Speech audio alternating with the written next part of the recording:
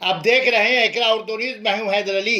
मारूफ अदाकार शहंशाह जज्बात दिलीप कुमार 98 साल की उम्र में आज सुबह 7:30 बजे इंतकाल कर गए।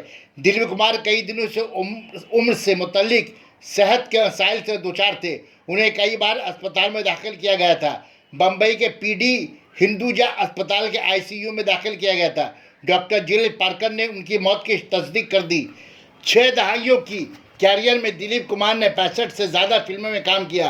देवदास, नया दौर, मुगल आजम, गंगा जमुना, क्रांति, कर्मा, राम शाम आदमी और कई दिगर फिल्मों में शानदार किरदार अदा करने के लिए मशहूर है। उन्हें आखिरी बार 1998 में फिल्म किला में देखा गया। दिलीप कुमार की कुछ यादगार फिल्में 1954 से 1958 तक जोगन, आरजू, बाबुल, तराना, दाग, दीदार, मधुमती और यहूदी के अदाकारी की वो जोहर दिखाए कि उन्हें ट्रेजेडी किंग के नाम से पुकारा जाने लगा।